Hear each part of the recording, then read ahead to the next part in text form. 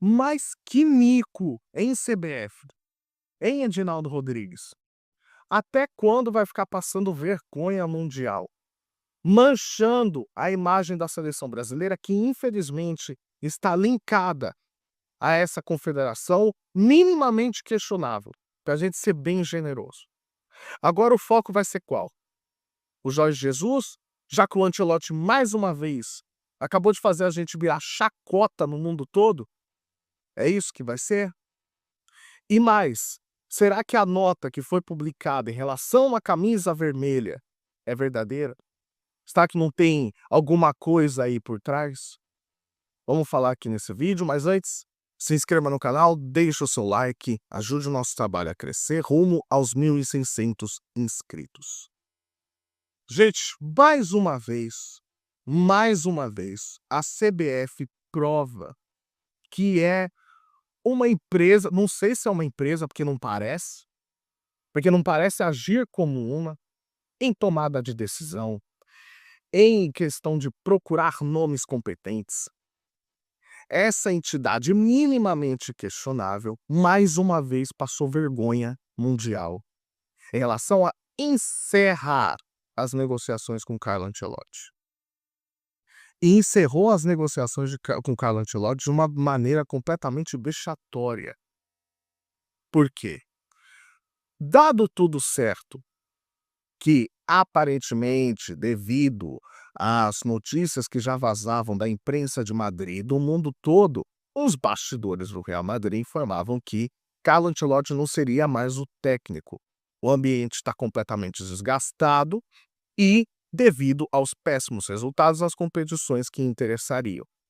Tanto que a esposa do Carlo Ancelotti já tinha se despedido dos jogadores, o staff já tinha se despedido do Real Madrid. Inclusive, já saiu notícias de que ela tinha falado para os jogadores: olha, nos vemos no Brasil. Tudo já estava dando como favos contados. Só que tem uma coisa que eu acho que o senhor Edinaldo Rodrigues não percebeu. Ele ainda tem contrato com o Real Madrid até o meio da temporada que vem. Disputarei inclusive o Mundial de Clubes. Enfim, isso está no contrato. Só que, dada favas contadas, ele já cravando que o Real Madrid já liberaria o Carlo Ancelotti a qualquer momento, a seleção brasileira, que infelizmente está linkada a essa entidade, foi negociar diretamente com o Carlo Ancelotti e não com o Real Madrid. Repito, ele ainda tem contrato. E aí ele foi negociar diretamente com o Carlo Ancelotti, só que esqueceram que ele ainda tem contrato. O que o Real Madrid fez? O Edinaldo Rodrigues, ele ainda tem contrato conosco. Se você está querendo tirar o nosso técnico do nosso comando, você tem que pagar a multa rescisória, que não é nada barata, claro. Ele teve o contrato renovado recentemente. E aí o Real Madrid negou a liberação do Carlo Ancelotti de graça. E o Carlo Ancelotti, por outra partida, ele falou: olha só, vocês estão querendo me demitir, a seleção brasileira está me querendo, só que eu não vou abrir mão daquilo que eu tenho direito. Eu renovei contrato e eu quero receber um ressarcimento por isso. Eu quero receber minha multa. E ele tem direito disso.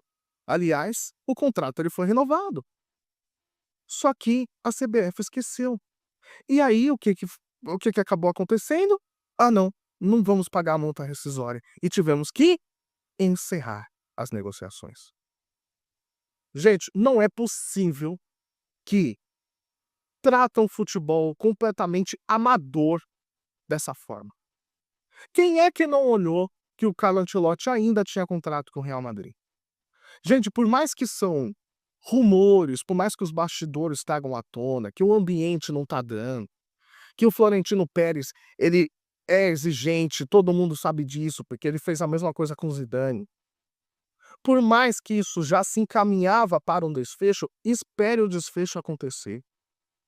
Espere ser oficializado. Deixa o cara estar livre no mercado.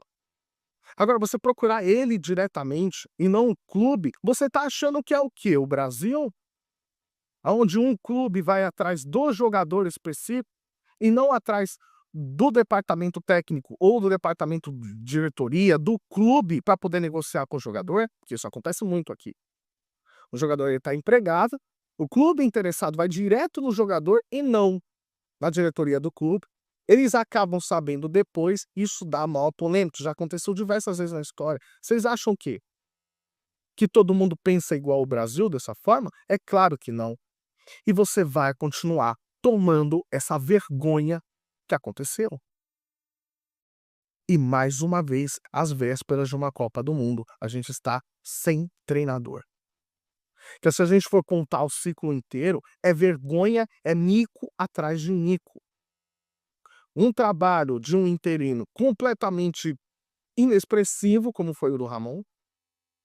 Depois coloca o Fernando Diniz para um tampão, tendo 2 empregos, só maior bizarrice. Sendo que o Tite já tinha avisado que não seria mais o técnico da seleção brasileira desde o final da Copa de 2022. Desde antes, desculpa, da Copa de 2022. O que piora ainda mais a situação. Aí depois teve Dorival. Gente, pelo amor de Deus. Qual que é a única coisa que a gente consegue se apegar agora? A questão de 2002, aonde o Brasil ele chegou nas vésperas da Copa do Mundo, contratou o Filipão, conseguiu dar a volta por cima, ele ajeitou o time na chamada família Scolari, em cima da hora o Brasil conseguiu ser campeão. Esse é o único motivo que se apega agora, porque planejamento é uma coisa que não existe. E tudo que fica cada vez mais claro conforme o tempo vai passando é que o trabalho do Tite na seleção brasileira era completamente alheio das decisões. Ele conseguiu blindar o seu grupo de jogadores, e aqui a gente não está falando de caráter técnico, que muita gente fica falando que o trabalho foi completamente questionável, foi completamente ruim. O trabalho do Tite ele teve seu resultado. Ele não teve o esperado que ganhou a Copa do Mundo, mas ele teve seu resultado. Em questão de ambiente que parecia estar bem, nunca esteve bem. É que o técnico conseguiu blindar o elenco, conseguiu blindar o time em relação às decisões que estavam sendo tomadas. Isso fica cada vez mais claro. E agora o Brasil sem treinador, às vésperas de uma Copa do Mundo, tendo que fazer uma convocação dia 19, o que já desmente completamente, porque o Edinaldo ele falou que dia 19 teríamos um técnico e nada disso aconteceu. Agora, quem é que provavelmente vai dar a escalação, já que o Brasil não tem treinador até lá? O senhor Rodrigo Caetano e o Juan. Não são técnicos da seleção brasileira, são excelentes profissionais, mas não são treinadores da seleção brasileira. Eu não me lembro, não sei, se tem alguma confederação que passa tanta vergonha quanto a Confederação Brasileira de Futebol. Que agora vai ter que ir atrás de quê? Com certeza do Jorge Jesus, porque é o que resta. O Jorge Jesus já se ofereceu para treinar a seleção brasileira. Ele não está bem, foi eliminado pelo Al Hilal. Não está bem, por mais que ele teve no trabalho no Brasil, no Flamengo, um trabalho inquestionável, um trabalho histórico. No próprio Al Hilal também, maior série invicta da história do Campeonato Saudita. Então é um nome inquestionável. O Abel Ferreira é um nome inquestionável, mas segundo o Rodrigo Caetano, numa entrevista que ele tinha dado, se eu não me engano, para a Globo ou para o Sport TV, ele falou que inclusive nome como Renato Gaúcho, Roger Machado também estão em pauta. A questão é que não dá para confiar em nada. Por quê? Por mais que possam estar em pauta, como que vai se negociar com esses caras? Já que mais uma vergonha mundial a gente passou. Não dá para se apegar em nada que a CBF faz. Não se apegar, inclusive, à nota que foi emitida em relação à camisa vermelha.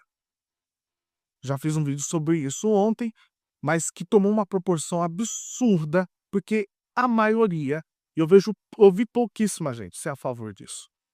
A maioria reprovou. Uma camisa que, com certeza, em ano de eleição, vai dividir ainda mais o país. Repetindo o que eu disse ontem e que todo mundo já disse, a camisa amarela está linkada ao grupo político de direita. Está, por causa das manifestações, ok? Você vai criar uma outra camisa, por mais que seja jogada de marketing, por mais que seja algum tipo de conselho criado pela própria Nike para poder fazer uma venda, um uniforme alternativo que já levanta suspeita, porque é o uniforme número 2. Você criar isso em ano de eleição, com o Brasil dividido do jeito que ele está, só vai acirrar cada vez mais. E você se compactuar com isso é extremamente preocupante, visto as lideranças que a gente tem na CBF e lideranças políticas linkadas a isso. Só que a CBF, ela emitiu uma nota falando que a camisa que foi divulgada nas redes sociais foi criada por modelos não oficiais, por inteligência artificial, e que a CBF, abre aspas, possui um compromisso com as cores da sua bandeira, inclusive o azul e o amarelo. Então, através desse comunicado que foi publicado, ela falou que a CBF tem compromissos com as cores da seleção brasileira e que nada disso é oficial. Só que, em outra partida, ela não desmente que nunca iremos criar um uniforme alternativo como esse. Ela diz em relação ao estatuto de agora, porque ela deixa muito bem claro, seguindo o seu estatuto. Mas é o que eu disse ontem no vídeo. O senhor Edinaldo Rodrigues, ele está tentando, através de uma jogada política, estender o seu mandato. O estatuto da CBF, ele diz outra coisa, porque você tem o tempo de mandato de um presidente. Quem garante que ele não consegue mudar esse estatuto de agora para poder encaixar o uniforme alternativo na seleção brasileira? A gente não consegue mais duvidar de nada. Por quê? Por trás de um rosto completamente ingênuo do presidente, existe alguém com muito poder lá dentro, e ele tem muito poder lá dentro. Ele mandou afastar jornalistas da ESPN. Ele mandou tirar vídeo de canal de outro jornalista. Tá? Por mais que eu possa ser ele diretamente, mas é claro que tá linkado a isso. É óbvio que tá. Então, gente, ele tem muito poder lá dentro. Ele pode sim alterar o estatuto. Não duvidem de nada. Não duvidem. Por mais que essa nota que foi publicada, ela diz que tem um compromisso com as bandeiras do Brasil. Dá para duvidar? Não dá para duvidar. Só sei que eu acho que nós nunca tivemos uma confederação na história do mundo que passa tanta vergonha quanto a Confederação Brasileira de Futebol, e infelizmente a seleção brasileira está linkada a isso. Deixa o like no vídeo se você chegou até o final, tamo junto e até a próxima. Tchau.